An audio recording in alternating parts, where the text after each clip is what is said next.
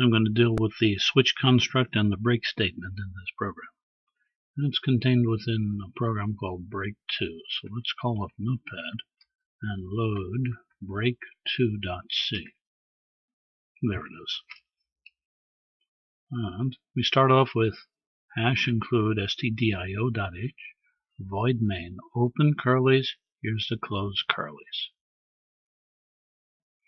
And then we have a switch construct, open curlies, close curlies. Right after void main and the open curlies, I declare a variable called int x, and I assign it the value 66. Now I go into a switch construct. It's going to evaluate whatever is in x, which is 66 right now. It jumps down here to where it says case 5. In case x is 5, do these statements.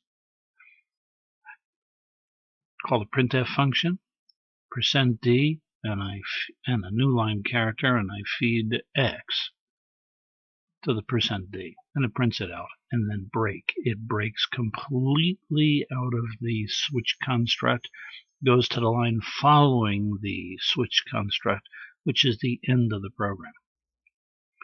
But x is not 5, x is 66. So it looks at this. In case x is switch x.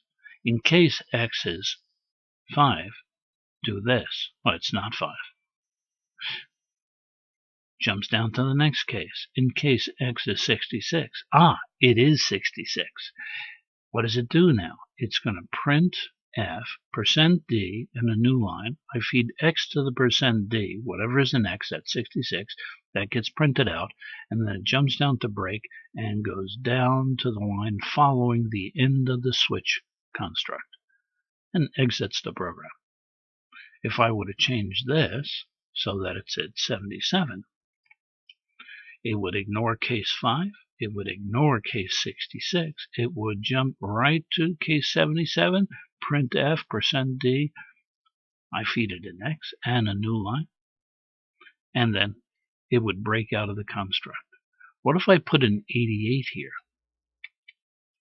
Then it would ignore case 5, case 66, no, doesn't work. Case is 77, no, it's an 88. Then it jumps down to the default, and it says, okay, I couldn't match it up here, so I guess what I'll do is whatever's in the default. Printf %d is the default, and I hand it a 100. Wow. Wow, that's a constant. Let's see if that works. All right, file, save, jump over to here, and now let's do a GCC of break2.c, and the output will go into a file called break2.exe. Let's see if this works.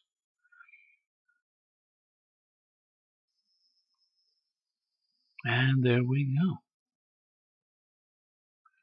Next step is to run a program. Break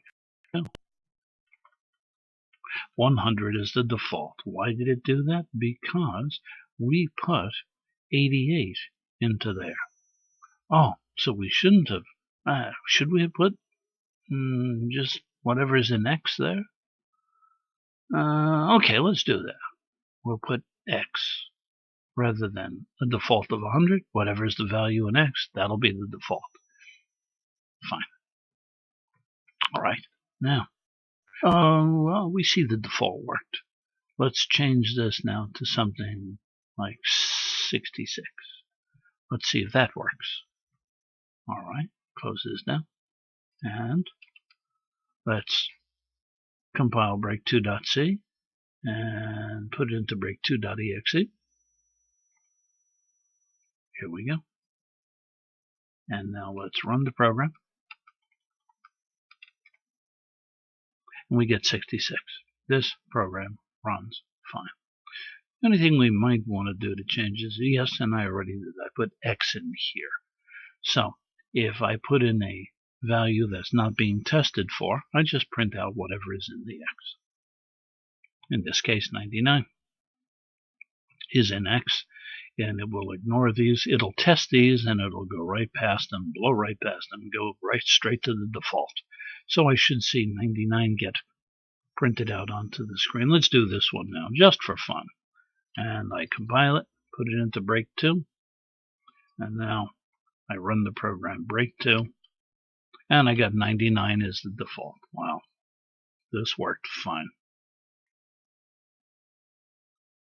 This is George Boole. Please rate and share the video if you can. I'd appreciate that. Good luck.